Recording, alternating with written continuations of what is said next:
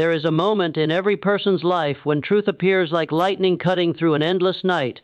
Most people do not fail for lack of dreams, but for lack of decision is a harsh, almost cruel revelation because it exposes the reality we try so hard to avoid.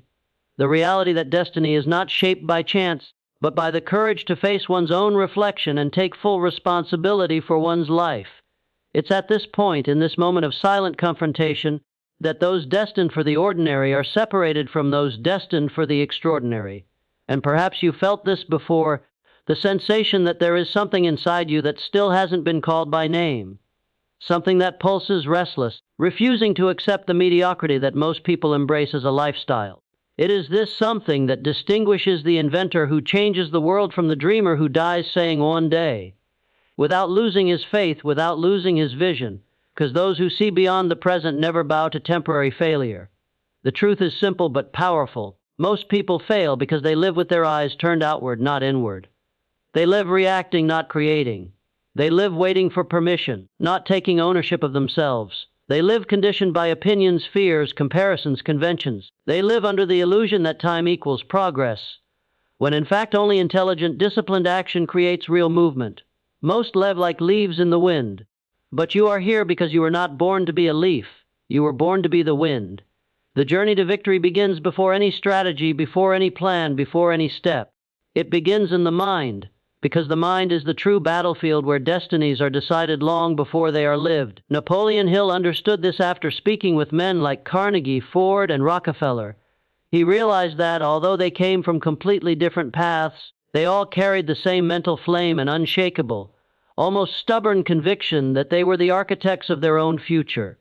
They didn't wait to be chosen by life. They chose themselves. But what does it really mean to choose yourself? It means declaring war on indecision. It means abandoning the posture of spectator and assuming the role of protagonist. It means recognizing that no external enemy will ever be as dangerous as internal doubt. Doubt paralyzes, and paralysis is the greatest failure of all, because those who do not move never discover what they are capable of. Most people fail because they confuse motion with direction, effort with progress, business with purpose. They walk in circles, repeating inherited patterns, believing that one day destiny will grow tired of ignoring them and finally reward them. But destiny does not reward passive hope. It rewards persistent action. It rewards clarity. It rewards those who dare to define what they want with surgical precision, like a commander defining his mission before the battle. That is why so many spend their entire lives running, only to discover they were running nowhere. Without vision, there is no victory. Without intention, there is no evolution. Without purpose, there is no force strong enough to survive the inevitable storms along the way. And the storms will be many. Not because life is unfair, but because all real growth requires friction. Steel becomes a blade only by passing through fire. A tree grows deep roots only by facing strong winds. Human beings awaken their true greatness only when pushed beyond their limits, and then discover those limits were nothing more than mental walls painted by old fears. Most people run from these storms. You do not. You learn to walk inside them. You learn to use them as fuel. But before any external transformation happens, you must confront the most important question of all. What do you truly believe about yourself? That is the silent question that dominates all others. Because no matter how grand your goal may be, you will never reach it if deep down you do not believe you are someone capable of achieving it. Belief is not a psychological detail. It is the foundation of destiny. Henry Ford said, "Whether you think you can or you think you can't, you're right." He wasn't talking about cheap optimism. He was talking about the fundamental principle behind all human achievement. The mind creates the limits the body obeys. Most people fail because they are trained to doubt, trained to seek approval, trained to think small, to dream in moderation, to avoid bothering the world with greatness, trained to fear judgment more than regret. But you are here to break that conditioning. You are here to unearth the part of you that was silenced, the part that wants to live with intensity, with purpose, with impact, the part that knows that impossible is just a word repeated by those who never tried hard enough. To win, you must master the rarest and most powerful force there is, clarity. Clarity is vision converted into direction. It is focus without distraction. It is knowing exactly what you want and why you want it. It is understanding that every choice you make either moves you toward your vision or destroys it. There is no neutrality. There is no neutral path. Every action is a vote for the person you are becoming. Clarity turns desire into commitment. It turns energy into strategy. It turns the chaos of modern life into a non-negotiable purpose. Walt Disney had clarity when he drew a little mouse on a sheet of paper and saw an empire where the world saw only a childish idea. Andrew Carnegie had clarity when he decided, while still young, that he would become the richest man in America, not out of greed, but out of purpose, to prove that a human being could grow so much that he could lift others with him. Lincoln had clarity when he faced crushing defeats and still persisted, because his purpose was bigger than his pain. When you define your vision with clarity, the world stops being a maze and becomes a map. Obstacles stop being walls and become instructions. Adversity itself begins to work in your favor, because now it has context, now it has function, now it has meaning. But clarity is not enough without the flame that sustains it, discipline. The force that separates desire from achievement. Most people fail because they confuse motivation with discipline. Motivation is emotion, discipline is decision. Motivation is what you feel, discipline is what you do despite what you feel. Motivation is the beginning, discipline is the end, and only those who reach the end win. Discipline is not punishment, it is freedom. The freedom from being a slave to moods, distractions, excuses, circumstances. Every disciplined access to the universe, I am in command, and the universe gradually responds. Discipline is the supreme art of confronting yourself daily and refusing surrender. It is waking up when your mind begs for a few more minutes of comfort. It is working when no one is watching. It is learning when others are distracted. It is advancing even when every reason to stop presents itself as a seductive advisor. Discipline is the constant reminder that you are shaping your future with every choice, and that small choices accumulated become enormous destinies. But even though discipline sustains the path, it needs something deeper to stay alive: purpose. Purpose is the fuel that does not run out. It is the reason that survives exhaustion, fear, temporary failure. It is the internal engine that keeps running even when everything on the outside collapses. And contrary to what many think, purpose is not something mystical or unreachable. It is something you decide, not something you find. It is born when you realize life is not about accumulating days, but about accumulating meaning. Purpose turns the ordinary into extraordinary. A common job can become a school. A struggle can become a teacher. A fall can become a foundation. When you have purpose, the world stops being random. Every event, good or bad, becomes part of a larger architecture. That is why people like Churchill, Mandela, Jobs, and so many others endured burdens that would destroy most. They did not carry weight, they carried meaning. And when purpose joins discipline, the force closest to human greatness emerges: consistent action. Action is the strike that cuts through the impossible. It is the principle that transforms intention into reality.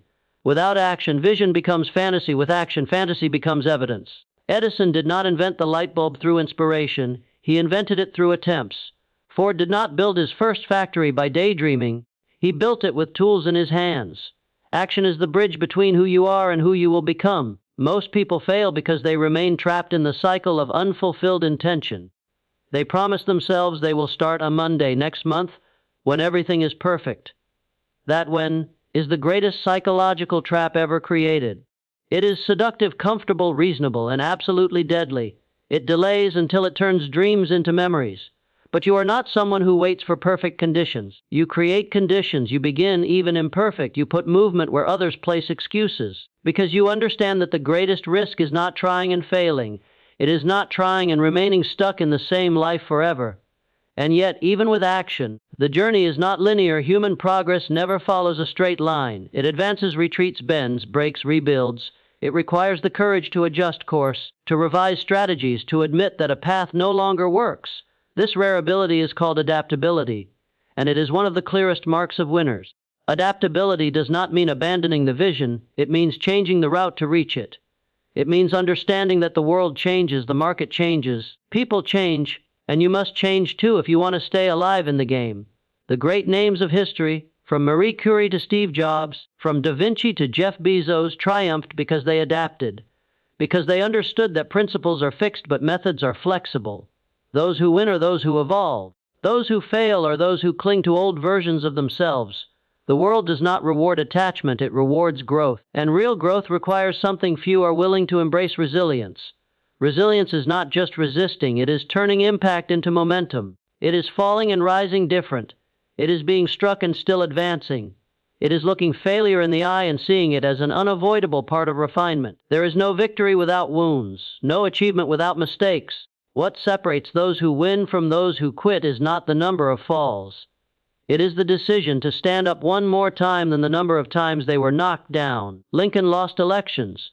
Disney was fired for lack of creativity. Oprah was discouraged from appearing on television. Einstein failed exams. But they all shared one trait. They refused the narrative of defeat. They refused to define themselves by moments of failure. They refused to believe that temporary failure was permanent sentence. Every defeat became a step. Every humiliation became fuel. Every closed door became an opportunity to build their own door. And here emerges one of the most neglected truths of modern life: continuous learning.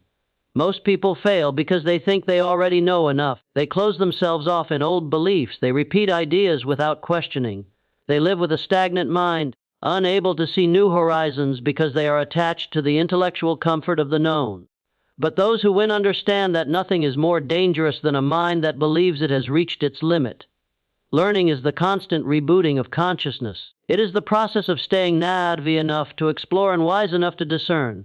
Learning is humility, and humility is strength. It is realizing that there is always another level of skill, another level of understanding, another level of awareness waiting to be accessed. Those who stop learning stop growing. Those who stop growing begin to die, even while breathing. But there is still a silent, almost spiritual force that amplifies all of this: gratitude. Gratitude is not complacency, not conformity, not accepting little. Gratitude is recognizing that despite the challenges, you possess internal resources that no one can take: imagination, will, vision, capacity for evolution. Gratitude removes the emotional weight of scarcity and replaces it with the power of abundance. It creates space for creativity, resilience, and purpose. A grateful heart is not a passive heart, it is an unbreakable one. And when gratitude combines with action, with discipline, with purpose, with adaptability, with clarity, an almost invincible internal state emerges. The mindset of someone who doesn't play to survive but to win. Someone who is no longer controlled by fear, doubt, or circumstance. Someone who understands that life does not respond to what you wish for. It responds to what you demand of yourself. This is the truth few have the courage to face. Most people fail because they underestimate their own power. Because they grow up hearing they are not special, that they must be realistic, that they must keep their dreams moderate and their goals humble. But humility is not diminishing yourself, it is acknowledging your responsibility to grow. Humility is accepting that you are capable of far more than you imagine, and therefore have the duty to become it. Life offers two roads: the road of average and the road of mastery. The road of average is wide, comfortable, crowded, predictable. The road of mastery is narrow, demanding, solitary, but it is where the great discover who they truly are. Deep inside, you know which road has always called you, and the time has come to answer that call. The question is no longer, why do most people fail? You already know. The question now is, what are you going to do about it? And the answer begins with a single internal movement, almost imperceptible to those who watch from the outside, but colossal to the one who feels it from within. The moment you decide that you will never again accept less than what you were born to be. This moment is not dramatic. It is not accompanied by applause lights or mystical revelations. It is born in silence. It is born when you look at your own story and understand that it can be rewritten. That it must be rewritten. That you were not created to repeat inherited patterns, but to break established limits. This moment changes everything. It adjusts your posture, reorganizes your priorities, aligns your intentions. It awakens the part of you that has always existed but remained asleep under layers of fear, distractions, and external expectations. It opens the awareness that you are not just living a life, you are building a legacy. And legacies are not made of hesitation, they are made of deliberate choices. It is when you understand that nothing changes until you change, that the world does not bend to weak will, but bows to unshakable conviction, that the strength you admire in others also exists in you, waiting to be called to the front lines. And it is here that many hesitate, because change requires a courage most do not practice. It requires admitting that the easy path always charges the highest price. It requires abandoning old identities, old beliefs, old excuses. It requires embracing a radical commitment to your evolution, even when no one understands, no one supports, no one applauds. Most people need validation to move forward. Winners need only their own decision. This decision builds a new kind of mindset, one forged in the fire of conviction. A mindset that sees challenges not as obstacles but as raw material for growth. A mindset that does not use pain as a justification to quit but as proof of progress. A mindset that replaces "I hope" with "I create," "I try" with "I do," "I wish" with "I determine." With this mindset, you begin to see the world differently. Opportunities that once seemed invisible appear before you with clarity. Doors that once seemed closed reveal new paths. You begin to realize that there is no predetermined destiny, only the destiny you build. And it is in this moment that you finally understand why so few go far, because going far requires a price most refuse to pay. But you are not most people.